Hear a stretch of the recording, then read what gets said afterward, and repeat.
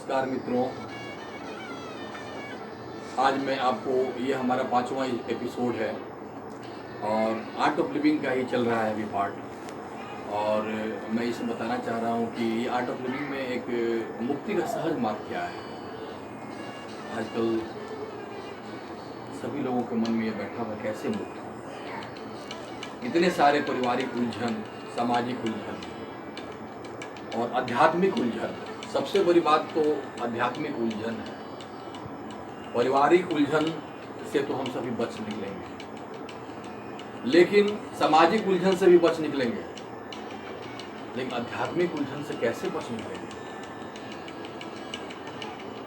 और कई लोगों से हमारी बात हुई और मैं देखा कि सबके सामने एक यही समस्या है मन मस्तिष्क में, कैसे मुक्त हो।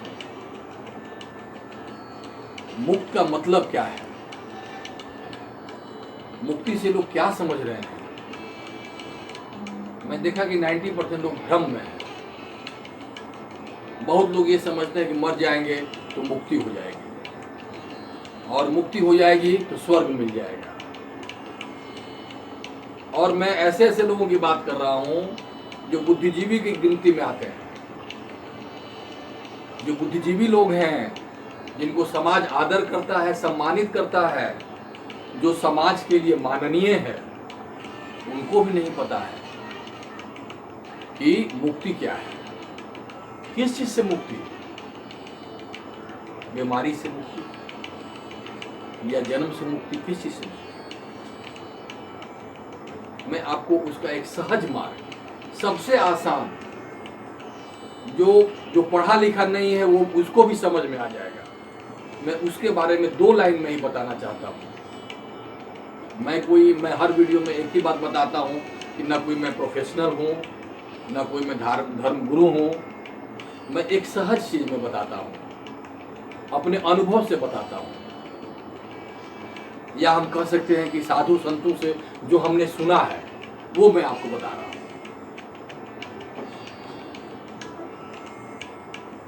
मनुष्य की भाषा में प्रेम से बड़ा कोई शब्द नहीं। मनुष्य की जो भाषा है, सबसे बड़ा कोई शब्द अगर है तो प्रेम। कबीर ने कहा, ढाई आखर प्रेम का पढ़े सो पंडित हो। पंडित मतलब क्या हुआ, ब्राह्मण नहीं। पंडित का मतलब जो ज्ञान का ज्ञानी हो गया, जो अपने शरीर के ज्ञान को जान लिया, जो स्वयं को जान लिया कि मैं घर हूं कि घर में रहता हूं, मैं शरीर हूं कि शरीर में रहने वाला हूं। जो इसको जान लिया वही प्रेम का पुजारी है, वही प्रेम का सम्राट बनेगा। और जीवन का लोग समझ नहीं पाते हैं इस प्रेम को, लेकिन जब जीवन का अंतिम पड़ाव जब आता है, अंतिम पड़ाव का मतलब अगर मान लीजिए किसी का 70 साल उम्र हो गया, अंतिम पड़ाव आ गया अपने जीवन के आखिरी स्टेज में, तो फिर उनको लगता है कि हमने धन पा लिया, दौलत पा लिया, पद पा लिया, प्रतिष्ठा पा लिया। अब आध्यात्मिक तलाश में वो निकलते हैं, लेकिन जिंदगी भर साधु संत उनको आवाज देते रह गए, लेकिन उस आवाज को उन्होंने दरकिनार कर दिया। जब उनकी फूल ताजा था, जब देवता पे चढ़ सकता था, ऊर्जा थी उनके पास, तो वो कुछ भी कर सकते थे। उनसे कहा गया था संतों के वाणी के माध्यम से, कबीर के माध्यम से, बुद्ध सुकरात के माध्यम से, जीसस के माध्यम से, मंसूर अल-हिल्लाज मंसूर के माध्यम से। अल-हिल्लाज मंसूर का जवाब नहीं पूरे विश्व के इतिहास में। उनके माध्यम से कहा गया कि सूखा हुआ फूल देवता को भी नहीं चढ़ता है, और बुढ़ापे में अध्यात्म की खोज नहीं हो पाएगी। जवानी में ही जो हो सकता है, जवानी में ही ऊर्जा है। बचपन और बुढ़ापा किसी काम का नहीं है। वे मूर्ख हैं जो बुढ़ापे में जाते हैं, आध्यात्मिक खोज में निकलते हैं। जब गस्ती साबितो सालिम थी, तो साहिल की तमन्ना किसको थी? जब मैं जवान था, हमारे शरीर में ऊर्जा था, तो किसको थी फिक्र उस पार जाने की? जब कश्ती साबित और सालिम थी, तो साहिल की तमन्ना किसको थी? अब इस शिकस्ता कश्ती में साहिल की तमन्ना कौन करे? अब यह जर्जर नाव है, इस नाव से उस पार कैसे जाएं? कोई है जो मेरी आवाज को सुन ले, समझ ले, गुनगुना ले। परम कृपा होगी परमात्मा की, तो समझ ले। अभी वक्त है, present time is the most important time. फिर यह समय लौट के नहीं आएगा। वेद, पुराण, बाइबिल, जितने भी धार्मिक ग्रंथ हैं, मैं उसकी बात बता रहा हूं अपने माध्यम से। बुद्ध ने कहा, बुद्ध कभी गुरु नहीं बने, वो हमेशा बोलते थे, मैं तुम्हारा कल्याण मित्र हूं। मैं हर वक्त बुद्ध का एग्जाम्पल इसलिए देता हूं कि बुद्ध जैसा सबसे अधिक बोलने वाले कोई संत हुए इस पृथ्वी पर, तो बुद्ध हुए। जितना बुद्ध ने बोला इस धरती पर, उतना किसी संत ने नहीं बोला। वो हमारे मार्गदर्शक हैं। 2500 साल हो गए बुद्ध को गए हुए। बुद्ध को तो कोई अनुभव भी नहीं था। हम सभी को 2500 साल का अनुभव है, एक एक्सपीरियंस है। मार्गदर्शन देकर के बुद्ध गए हैं। कहां हम लोग खो गए, कहां जा रहे हैं? लौट आओ। तो मुक्ति का सहज मार्ग, मैं ज्यादा नहीं बोलूंगा क्योंकि ये वीडियो के माध्यम से 2-4 मिनट ही बताना ज्यादा अच्छा है। ये तो घंटों चलने वाला है सत्संग। ये घंटों चल सकता है लेकिन खत्म नहीं होगा। मैं 2-2 मिनट 4-4 मिनट के वीडियो में संदेश अपने मित्रों को संदेश देता हूँ। मैं कोई प्रोफेशनल नहीं हूँ कि मुझे लाइक करिए, शेयर करिए, वो सब मुझे नहीं कराना है, आप मत करिए। लेकिन हमारी बात को सुन लीजिए, समझ लीजिए। आप सुन लेंगे, समझ लेंगे, अपने मन मस्तिष्क में बैठा के अपने आचरण को में बना लेंगे, तो मेरा वीडियो बनाना ये सार्थक हो गया। आप मत लाइक करिए, मैं लाइक करने के लिए नहीं बोल रहा हूँ। सब्सक्राइब करिए, लाइक करिए, वो लोग कर रहे हैं, प्रोफेशनल है वो लोग। मुझे मित्र जानिए, भाई जानिए, बंधु जानिए। मैं जानता हूं तो बता रहा हूं। आप भी जानते होंगे, मैं ये नहीं कर रहा हूं कि आप नहीं जानते होंगे, आप भी जानते होंगे। जो नहीं जानते हैं उनके लिए फायदा हो जाएगा। हो सकता है कि 2 शब्द मैं जो बोल रहा हूं उन्हें अच्छा लगे, तो सही मार्ग पे आ जाए। तो मैं ये कह रहा था कि मनुष्य की भाषा में प्रेम से बड़ा कोई शब्द नहीं। उस एक शब्द को जिसने जान लिया, उसने सब जान लिया। जब हमें सत्य की समझ आती है तो जीवन का अंतिम पड़ाव आ जाता है, एवं पश्चाताप के सिवाय कुछ हाथ नहीं लगता। ऐसी स्थिति का हमें पहले ही ज्ञान हो जाए तो शायद हम अपने जीवन में पूर्व आनंद की अनुभूति के अधिकारी बन सकते हैं।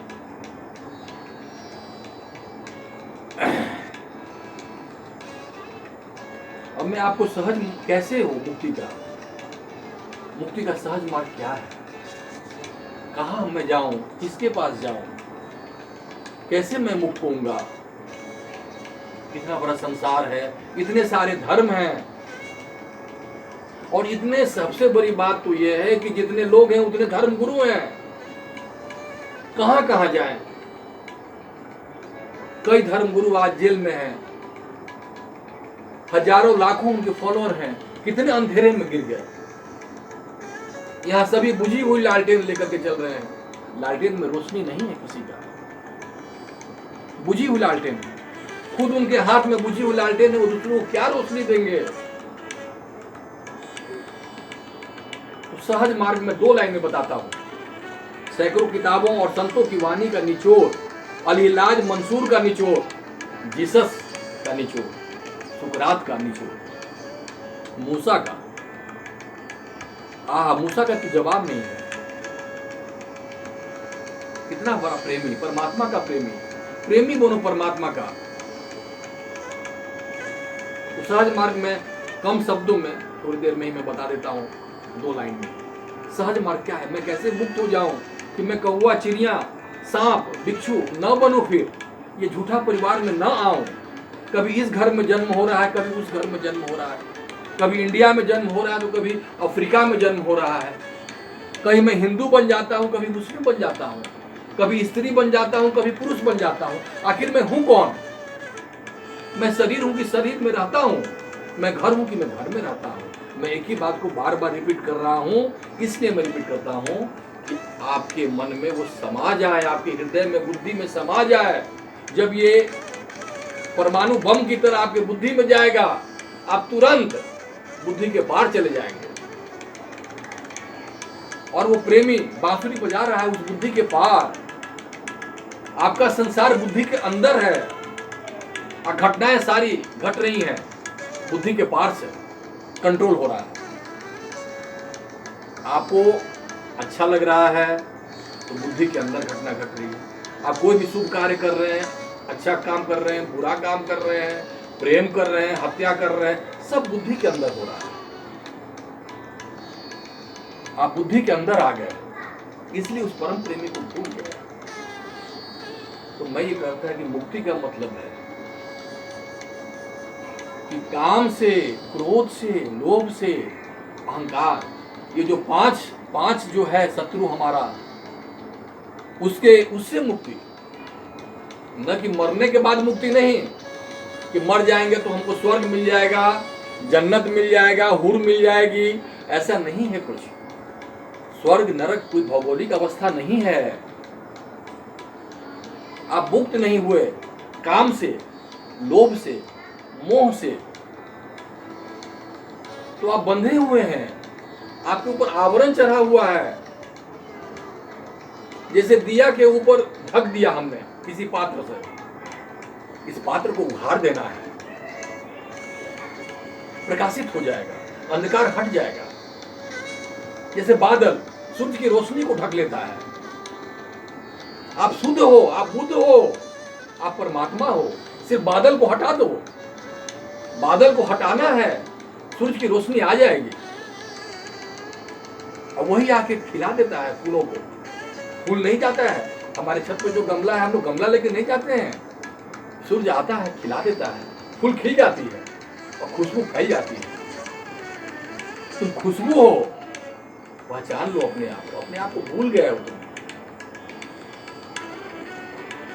ये तो बहुत लंबा टॉपिक है, लेकिन मैं 2-4 लाइन में ही बता देता हूँ कि देखिए सहज मार्ग ये है हमारे साधु संतों का जो बताया हुआ है। जैसे मैं एग्जाम्पल देता हूँ कि मुक्ति के लिए लोग तीर्थ स्थलों में जाते हैं, नदी में या कहीं भी जाते हैं नहाने के लिए। तो प्रयागराज जैसे लोग जाते हैं, प्रयागराज, मैं एक एग्जाम्पल दे रहा हूँ। कहीं भी लोग जाते हैं, कहीं भी लोग जाते हैं, लेकिन मैं एक एग्जाम्पल दे रहा हूँ आपको। प्रयागराज लोग जाते हैं, तो प्रयागराज एवं अन्य तीर्थ स्थलों में स्नान करने से न तो मन की शांति मिलती है और न ही आवागमन के बंधनों से छुटकारा। मन की शांति एवं आवागमन से छुटकारे के लिए शरीर के भीतर स्थित प्रयाग में जो अंदर जीव है उसको स्नान कराना होगा, क्योंकि वो बाहर हम लोग जाते हैं स्नान करने के लिए। मैं किसी का निंदा नहीं कर रहा हूं कि मत जाओ, जाओ, लेकिन होश में जाओ। पहले यहां जो अंदर स्नान करा लोगे इस जीव को, तो कहीं भी जाओ, मंदिर में भी जाओ, मंदिर में भी भगवान है, परमात्मा है। मेकर ऑफ यूनिवर्स कहाँ नहीं है? कुर्सी में है, टेबल में है, दरवाजा में है, हर जगह है। तुम होशपूर्ण तो हो जाओ।